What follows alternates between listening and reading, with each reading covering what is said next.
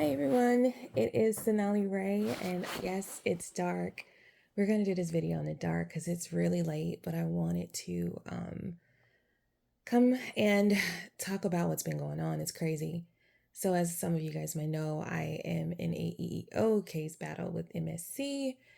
If you're new here, I am a civilian sailor, and I work for a company called MSC. I've done so for about 12 years now. And I swear it's always a fight. And I'm gonna say it's always a fight mainly because there will not be a situation where I won't advocate for myself. And I would love for you all to consider doing the same thing. In fact, I encourage you to do so. So I'll just get right into it. Today I had to have a meeting with a judge and the agency's attorney. I don't think it's necessary for me to hire an attorney as of yet. But I want you guys to know that we are in what's called it's I can't remember the term for it, but basically it's like your first meeting with the judge, right? And I want to go on record as saying I was supposed to meet with a judge about a couple of weeks ago, but I literally was sick as a dog and I couldn't do it. So I missed the meeting and I got in trouble for that. They can actually bring sanctions against you. There's a way to respond. You have to write it a certain way. It has to be professionally written and you have to have a legitimate cause. Thankfully, I did. All right, so fast forward to today. Well, actually, let's fast forward to yesterday. Um, I received an email from the agency attorney. Her last name's Kelly, I think. Anyway, Miss Kelly said, I'd like to reach out to you so we can negotiate a settlement, right? Or, let's see if we can put this behind us type of conversation, type shit. So she said, I responded and she's like, what are your demands? So I quoted, I said, I want the maximum. For a case with retaliation, because that's what happened, the maximum I thought was 250. It's actually 300,000.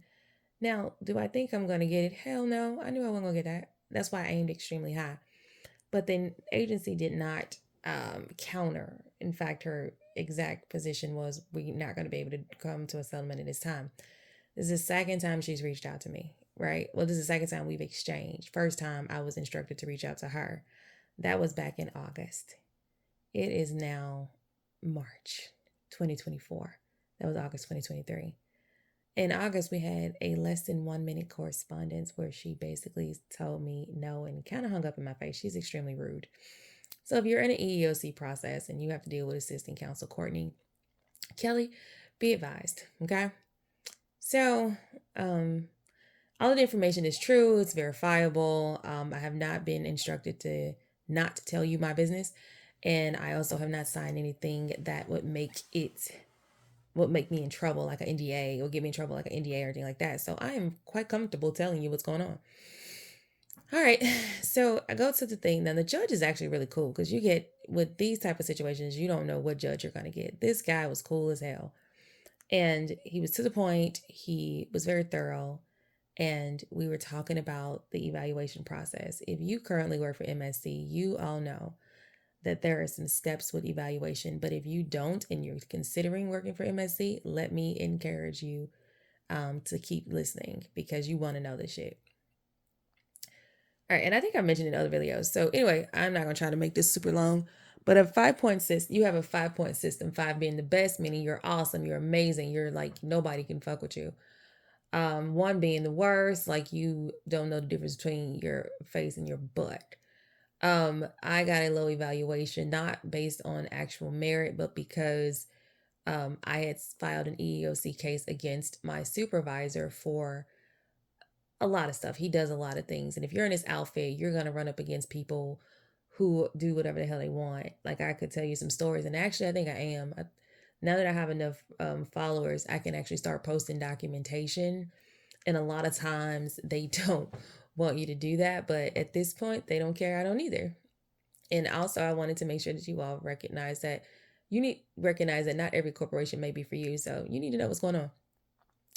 Anyway, so we're talking to the judge. He's asking the questions. I'm telling him the answers. On a 5-point system, 5 is the best, and it helps you with promotion. If you work for Military Sea Lift Command, promotion is very important. Like, for you to get cemented in your position, you need a permanent position. And you have to go through some steps. Evaluation process is part of that. So if you get a low evaluation, the likelihood of you making it to the next step is slim to none.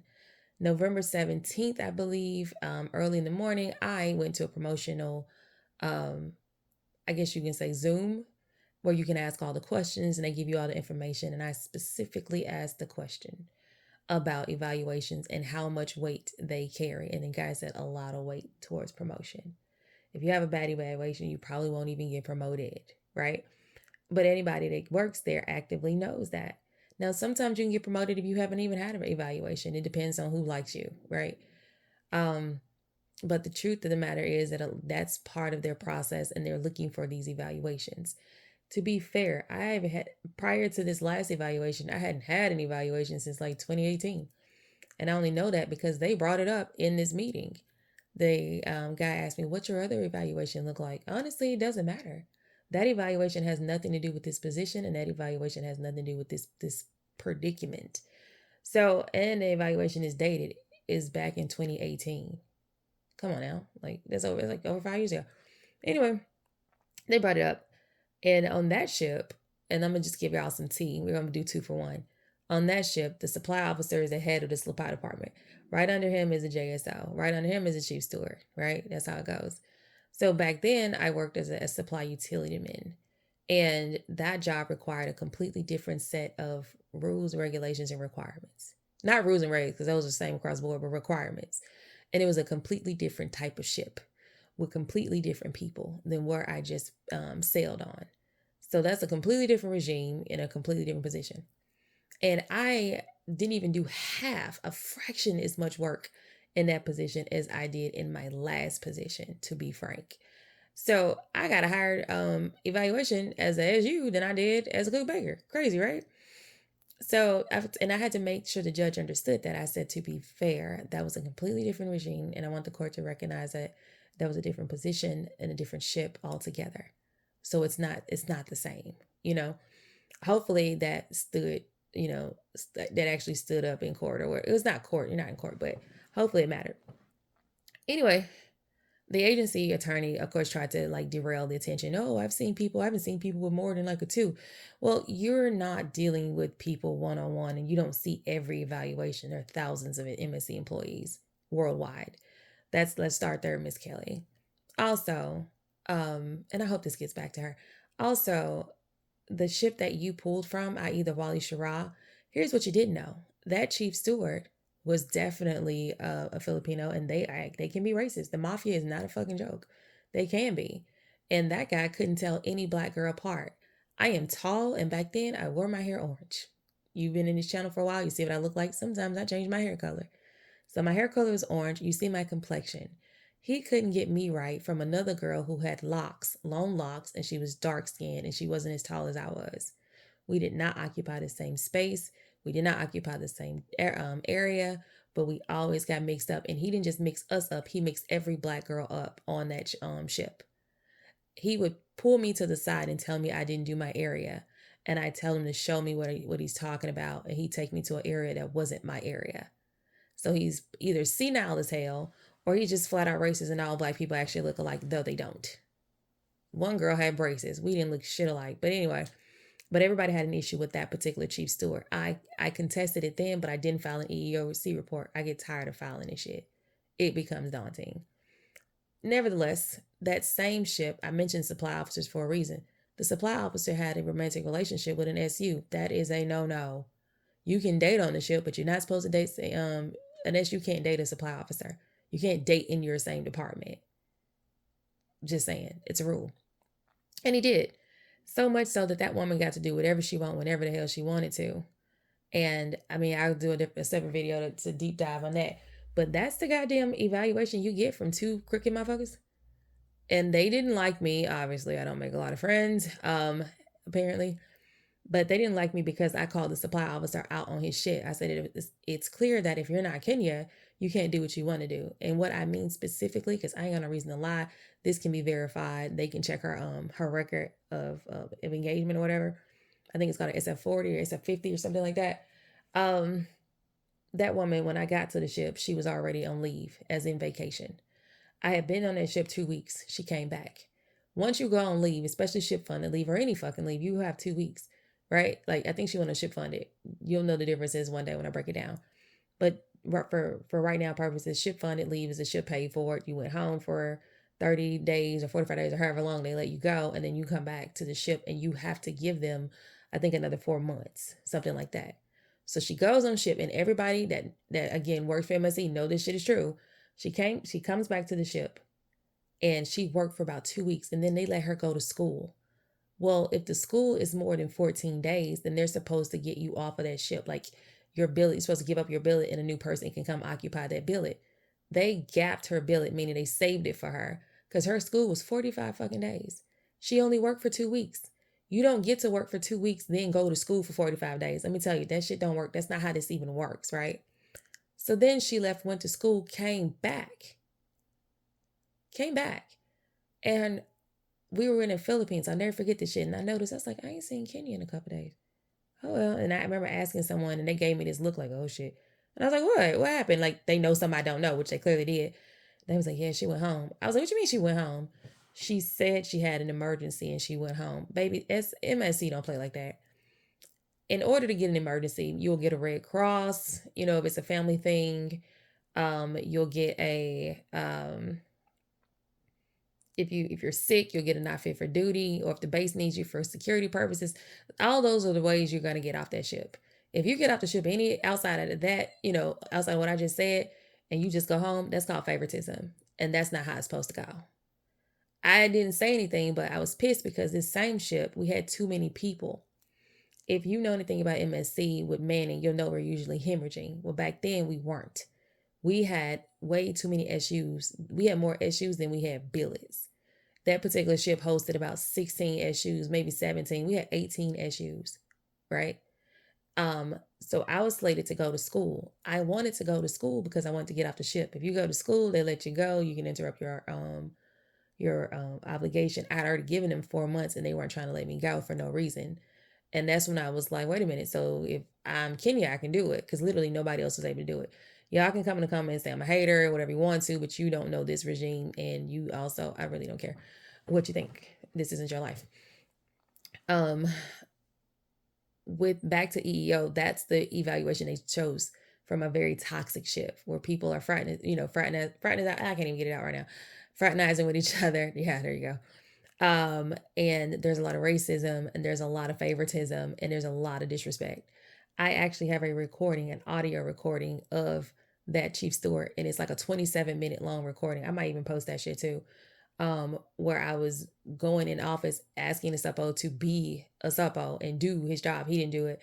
And the chief steward, same difference. They just did what they wanted to do. And you're going to come in contact with people just like that if you come in this environment. They do not care about your advancement. This is your livelihood. This is your fucking money. This is how you make your money. This is why you came. And you got people who, because you don't like them or because they don't like you, they're going to give you a horrible evaluation. Also, your captains generally sign your evaluations, but the context is generally by the person that allegedly works alongside you. Well, if that person has been toxic your whole time, then of course they're going to give you something disparaging if they don't like your ass. Okay? Even if you file for an EEO thing, which is what I did, I had already filed on his ass, which is why reprisal is attached, because he gave me a shitty evaluation. And don't be fooled, because 2 points, whatever, isn't excellent, but y'all know that shit ain't excellent. Especially when I'm up at 2 a.m. cooking for an extra 60 people for weeks on end that's not even supposed to be on the ship. That is extremely taxing. And you guys can ask any person on my ship. I did not produce a bad meal, at least for a while. I think one time I made some oxtails or something. No, I messed up the oxtails. I mixed up the ribs. And it wasn't even my fault. I was sick that day. But anyway, that's not the purpose. One meal is not going to fuck up a whole deployment of meals, right? And it wasn't even messed up. It just wasn't to the standard that I usually produce, and they could tell. Okay, I have a fever. What the hell you want from me? The fact that I showed up should be admired, But the only reason I showed up is because he didn't want to step in and do his job, because he's a cook too. Anyway, I'm ranting and I'm raving, but all this shit's true. And my point in even talking to you is just understand the bylaws and learn the language. Learn the language, learn how to get this shit done. I've decided to um, continue with this case. And we are now in stages called discovery. And discovery is when you can ask questions. Like you can basically bring forth a lot. Like think of it as like the Freedom of Information Act. So I have to submit the agency with a list of stuff that I want them to find out, to include emails, person, all that stuff to help prove my case and argue my side. So I have 60 days to generate a list. And since you guys are here, I want to ask if you all could think of any questions that you may think I should ask, or you think I should ask. Like, I can ask anything. I already kind of got a good ballpark figure of what I will ask, but it should be mostly pertaining to a case. So remember, I said I'm on a case of reprisal, and I like to take you guys along the ride so you can see what's up. Um, I wonder, can I post? Actually, I think I can. I can post some of this stuff, but you guys don't want to read that whole RI report. It's like 60 pages, 70 pages long. But I will keep you updated as much as possible. And just a little heads up, I do have a full like notebook, I guess you can call it dossier, of just shit that's happened over the last 12 years. I think I mentioned it in old videos, but now I have enough to where I can start posting. So I think I'm going to start posting that shit um in the next few days so you can see how toxic this place really can be. To be fair and frank, I don't regret fully. Yeah, I don't lie, I regret going to MSC. There are better companies, y'all. Again, you can do what you want, you have that option. That's what today, that's what life is about, choices. But there are better options, and some of you guys have gotten out while you could, and congratulations to you all that have. Anyway, if you're watching this in the daytime, good morning. And if you're seeing this at night, good night. Good night, you guys. It's Sonali Ray.